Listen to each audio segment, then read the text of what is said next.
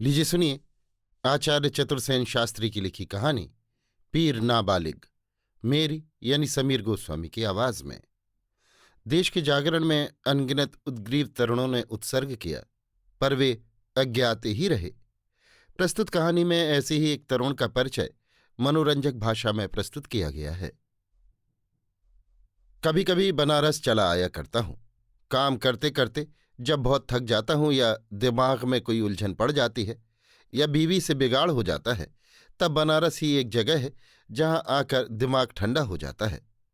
दशाश्वमेध से छत वाली एक बड़ी नाव पकड़ और शरद की प्रभातकालीन धूप में गंगा की निर्मल लहरों पर तैरती हुई किश्ती की छत पर नंगे बदन एक चटाई पर औंधे पड़कर वहां के सिद्धहस्त मालिश करने वालों से बदन में तेल मालिश कराना, दूधिया छानना और फिर किसी साफ सुथरे घाट पर और कभी कभी बीच धार ही में गंगा की गोद में चपल बालक की भांति उछल कूद कर जल क्रीड़ा करना, फिर उसी गंगा की लहरों पर हंस की भांति तैरती हुई किश्ती की छत पर बैठकर कचौरी गली की गर्मा गर्म कचौरियां और रसगुल्ले उड़ाना, रस भरे सुवासित मघई पानों के दौने पर दौने खाली करना, मन में कितना आनंद, बेफिक्री, ताजगी और मस्ती भर देता है।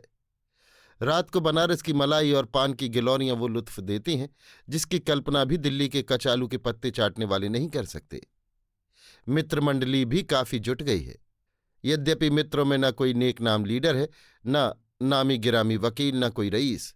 कुछ नौजवान दोस्त हैं, लोग उन्हें गुंडा कहकर बदनाम करते हैं, पर मुझे उनकी सोहबत चंद्रोदय, मकरध्वज, च्यवनप्राश और मदन मंजरी बटी से भी ज्यादा ताकत देने वाली साबित हुई है।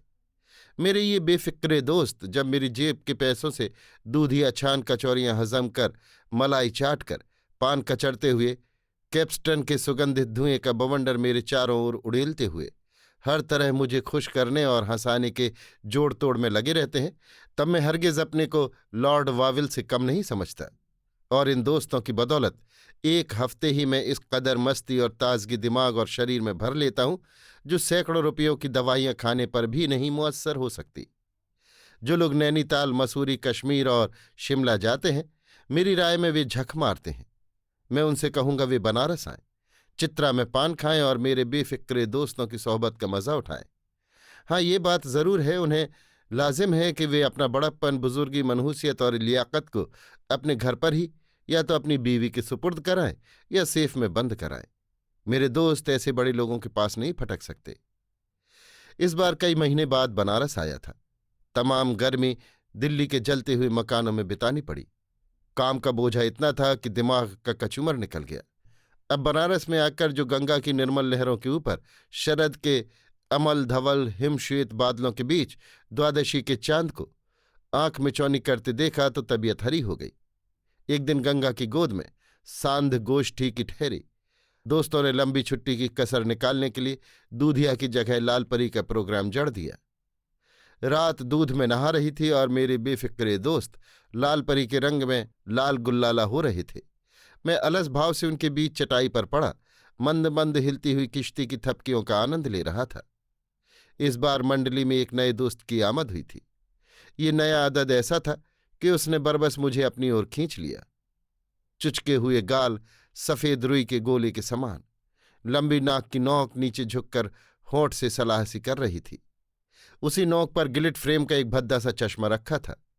बिखरे हुए रूखे खिचड़ी बाल, आगे के 3 दांत गायब, पान से बाहर तक रंगे हुए होठ, बदन पर एक साधारण चेक डिजाइन की कमीज, कमर में बहुत ढीला मैला पायजामा जिसका एक पायचा फटा हुआ, पैरों में बिना ही मोजे के बहुत भारी शू जिनमें फीते नदारत, और धूल गर्द इतना कि साफ कहा जा सकता है कि फैक्ट्री से निकलने के बाद उन्होंने पॉलिश की सूरत ही नहीं देखी।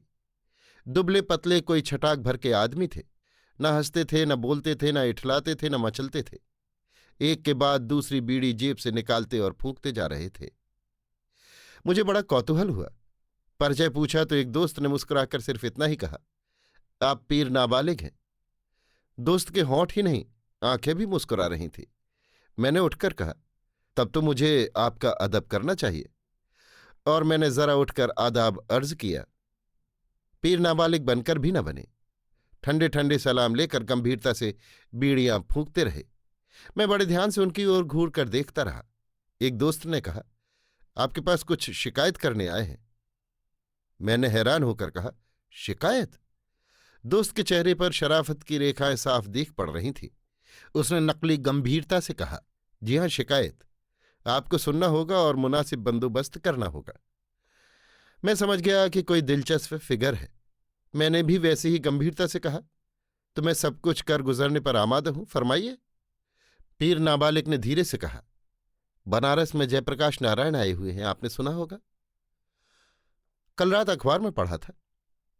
बनारस में उन्हें 1 लाख की थैली भेंट की जा रही है, यह भी आपको मालूम है? हो सकता है। ये तो एक अंधेर है। मैं कुछ नहीं समझा कि नए दोस्त क्या कहना चाहते हैं।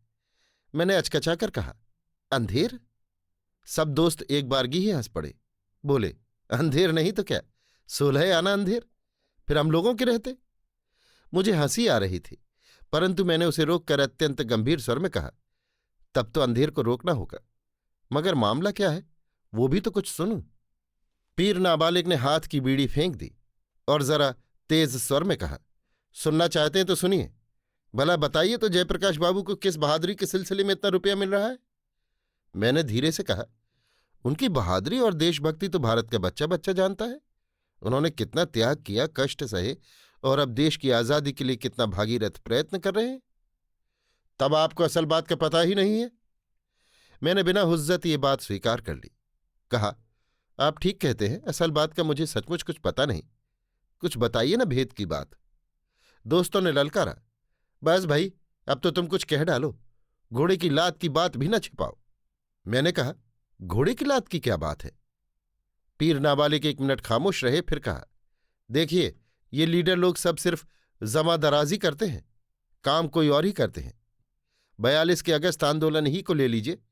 क्या आप जानते हैं कि कचहरी से यूनिवर्सिटी तक के तार और खंभे किसने तोड़े थे? कचहरी पर कलेक्टर की नाक पर पैर रखकर तिरंगा झंडा किसने फहराया था? मैंने नम्रता से कहा, नहीं, ये सब भारी भारी बातें मुझे नहीं मालूम हैं। आप उस वीर पुरुष का नाम बताइए तो। पीर नाबालिग क्षण भर तक चुपचाप सिर नीचा किए बैठे रहे, फिर एक दोस्त की तरफ मुंह करके बोले, अब हम क्या कहें? तुम बता दो ना बीरबल, सब कुछ तो तुमने देखा था, अब कहते क्यों नहीं? बीरबल ने बाअदब कहा, आप ही कहिए, आपके मुंह से वे सब कारनामे हम गंगा की पवित्र गोद में बैठकर सुनने का सौभाग्य प्राप्त करना चाहते हैं। तो सुनिए फिर, वो सब आपके इस गुलाम की कार्रवाई थी। हमारे पास एक ही रस्सी थी, उसी से हमने और मोती ने मिलकर एक कांड रच डाला। रस्सी हम तार पर फेंकते और उस पर झूल जाते, 50 तमाशाई हमारा साथ देते, खंभे और तार अर्रा कर टूट जाते। कचहरी से लेकर यूनिवर्सिटी तक का मैदान हम दोनों ने साफ कर डाला। सुनकर मैं चमत्कृत हुआ। मैंने कहा, मोती कौन? वो तो अगले ही दिन गोली का शिकार हो गया। सोचिए, 12-13 बरस का वो लौंडा और उसका ये कलेजा। मुझे ऐसा प्रतीत हुआ जैसे गोली मेरे ही कलेजे में अभी लगी हो। दोस्त लोग तो शरारत ही के रंग में थे, परंतु मेरे दिल में उस सीधे साधे युवक के प्रति आदर का भाव बढ़ता जा रहा था। कौतूहल भी कम न था। मैंने कहा, आप इत्मीनान से मेरे और पास आकर बैठिए और माजरा विस्तार से सुनाइए, कैसे क्या हुआ था। एक दोस्त ने कहा, कचहरी पर तिरंगा झंडा चढ़ाने की बात कहो यार। वो भी मोती ही का करिश्मा था। कचहरी के सदर दरवाजे के लोहे के फाटक बंद थे, भीतर मशीन गनें तैयार थीं, चारों ओर घुड़सवार फौज और पुलिस लाठियां और बंदूक के लिए मुस्तैद थी, वरना पुल से कचहरी बाजार तक आदमी ही आदमी नजर आ रहे थे। किसी ने ललकार कर कहा, है कोई माई का लाल जो जान पर खेल कर इस कचहरी पर तिरंगा फहरा दे? बस मेरा खून खौल उठा। मैंने आगे बढ़कर कहा, मैं हूं। मैंने झंडा लिया और एक ही छलांग में फाटक के उस पार हो गया, मगर मोती बिल्ली की तरह फाटक के नीचे से घुसकर मुझसे आगे आ खड़ा हुआ, और जब तक पुलिस आए मैंने उसे कंधे पर खड़ा कर नल पकड़ा दिया और वो नल पर बंदर की भांति चढ़ गया, जाकर कचहरी पर तिरंगा फहरा दिया। पूछिए मटरू से, वहीं तो खड़ा तालियां पीट रहा था। मटरू ने कहा, कहता तो हूं, इन्हीं आंखों से ये सब कुछ काम मैंने देखा था, जिसके विवरण सोने की कलम से भारत की आजादी के इतिहास में लिखे जाएंगे। पीर नाबालिग ने एक बीड़ी निकाली। मैंने झटपट सिगरेट पेश करके कहा, सिगरेट पीजिए और सुनाइए, इसके बाद क्या हुआ? उसके बाद लाठीचार्ज हुआ। कांग्रेस के लीडरों ने कहा, भागना कोई मत, जमकर लेट जाओ और लाठियां खाओ। तो आप भी लेट गए? जी नहीं, मैं उन बेवकूफ़ों में नहीं हूं जो बैठे बैठे पिटते हैं। मेरा काम खत्म हो चुका था, लाठी चली तो मैं वहां से भागा, फिर भी पीठ पर 2 पड़ ही गई। ये देखिए निशान, कोहनी भी उसी दिन टूट गई। यार लोग खिलखिलाकर हंस पड़े, परंतु मैंने दोनों हाथों में उनकी कोहनी दबाकर कहा, खैरियत हुई दोस्त, ज्यादा चोट नहीं लगी, आपने अच्छा किया भाग आए। मटरू ने कहा, अब घोड़े की लात की बात कहो। पीर ने सहज शांत स्वर में कहा, लात की बात क्या कहनी है, सामने एक तबेला था, मैं झपट कर उसी में घुस गया। उसमें एक घोड़ा बंधा था, मैं उसी पर जा गिरा, उसने भी 2 लातें कस दी, बस इतनी ही तो बात है। इतनी नहीं यार, खाट वाली बात भी तो कहो। एक खाट वहां पड़ी थी, मैं बाहर तो निकल ही नहीं सकता था, घुड़सवार लोगों को कुचल रहे थे और पुलिस वाले लाठी चला रहे थे। उधर घोड़ा नामाकुल लात पर लात मार रहा था, मैंने वो खाट अपने और घोड़े के बीच खड़ी कर ली, अब मारता रहे वो लात। इतना कहकर पीर नाबालिग बेबस खिलखिलाकर हंस पड़े। यार लोग भी हंस दिए, परंतु मैं नहीं हंस सका, मेरी आंखों में आंसू आ गए। पीर नाबालिग ने 2 कश सिगरेट के खींच कर कहा, कहिए किया है इतना काम जयप्रकाश नारायण ने? मेरा इरादा बिल्कुल इस सरल हृदय वीर युवक का मजाक उड़ाने का नहीं रह गया। मैं चुपचाप उसकी ओर देखता रहा। उसने फिर कहा, देखिए, क्रांतिकारियों को क्या मैं नहीं जानता? उनके लिए मैंने क्या क्या जोखम नहीं उठाए, बम और पिस्तौल छिपा छिपा कर कहां से कहां पहुंचाए, कितना खतरा था इन कामों में, भला कहिए तो। मैंने कहा, बेशक बेशक, आपके इन कामों का तो कोई मूल्य ही नहीं है, परंतु साहब, मेरे जैसे ना जाने कितने युवकों ने देश के काम में जोखिम उठाई, उनमें कितने गोलियों के शिकार हुए, कितने जेलों में सड़े, उनको ना कोई जानता है, ना कोई उनके जुलूस निकालता है, ना उन्हें थैलियां भेंट की जाती हैं, ना अखबार वाले उनकी तारीफें छापते हैं। मरते खपते हैं हम लोग और वाहवाही लूटते हैं ये लीडर लोग। कहिए ये क्या अंधेर नहीं है? मैंने वास्तविक गंभीरता से कहा, निस्संदेह आप जैसे साहसी और वीर युवक की ओर से उदासीन होना जबरदस्त अंधेर है, परंतु एक दिन आएगा, आप जैसे हजारों युवकों का उचित सत्कार होगा। उन्होंने जोश में आकर कहा, हजारों क्यों, लाखों कहिए, परंतु जहां इन लीडरों को बढ़ बढ़कर बातें बघारने के लिए लाखों रुपयों की थैलियां मिलती हैं और जुलूस निकाले जाते हैं, वहां हम जैसे मामूली आदमी किस कदर सब तरह बर्बाद कर दिए गए हैं, इसे इन नेताओं तक कौन जनावे? देखिए, मेरा बाग बगीचा जमींदारी सभी तो नीलाम कुर्क हो गई। ये लीडर लोग तो हमें जूते साफ करने को भी शायद नौकर न रखें। ये आंख उठाकर तो हमारी ओर ताकते ही नहीं। इतनी चाय पानी दावतें होती हैं, कभी बुलाया है हमको? युवक के भोलेपन पर मैं मुग्ध हो गया, बहुत रोकने पर भी हंसी आ गई। मैंने कहा, एक दिन आएगा, आपको भी बड़ी बड़ी दावतें दी जाएंगी, अखबार वाले आपका नाम मोटे मोटे अक्षरों में छापेंगे। तो आप कुछ छपाइए ना, आप तो बड़े भारी लेखक हैं, आप जो लिखकर भेज देंगे, किस अखबार वाले की मजाल है जो न छापे? मैंने हंसकर कहा, लिखूंगा, जरूर लिखूंगा दोस्त, खूब बढ़िया सी कहानी बनाकर लिखिए। कहानी ही बनाकर लिखूंगा? मेरी फोटो आप छापनी चाहेंगे तो मैं दे दूंगा, 1-2 मेरे पास हैं, अगर जरूरत हुई तो मांग लूंगा। वो अखबार जयप्रकाश नारायण के पास भी भेजना आप, इसकी भी कोशिश करूंगा, परंतु इस समय तो दोस्त एक बहुत ही जरूरी काम करना मुनासिब है। कौन सा काम? इस वक्त आपको एक ठसकदार दावत देना बहुत ही जरूरी है। दोस्त लोग टोपियां उछाल उछाल कर हुर्रा हुर्रा चिल्ला उठे। पीर नाबालिग जरा झेंप कर मुस्कराने लगे। मैंने जेब से 10 रुपए का नोट निकालकर मटरू के हवाले किया। थोड़ी ही देर में गर्मा गर्म कचौरियां, रसगुल्लों और मलाई पर हाथ साफ होने लगे। बातचीत के दौरान में पीर नाबालिग की बहादुरी की बहुत बहुत तारीफ की गई। तबेले की लातों का बढ़ बढ़कर जिक्र हुआ। पीर नाबालिग बहुत खुश हो गए। एकदम दोने में से 4 बीड़ा पान उठाकर मुंह में ठूंसते हुए बोले, इस दावत की खबर भी अखबार में छपनी चाहिए।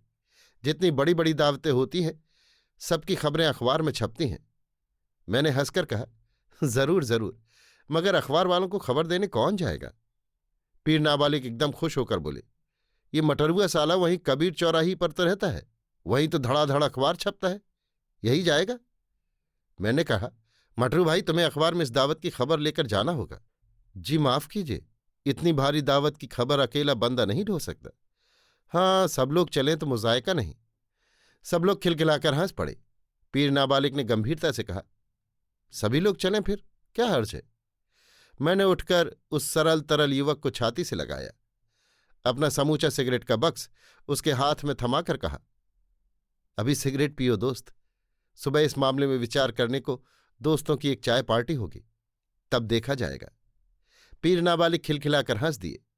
वे बहुत खुश थे और जब बहुत रात बीत जाने पर आज की ये दिलचस्प गोष्ठी बिखर रही थी। इसका प्रत्येक सदस्य बाग बाग था। अभी आप सुन रहे थे आचार्य चतुर्सेन शास्त्री की लिखी कहानी पीर नाबालिग, मेरी यानी समीर गोस्वामी की आवाज में।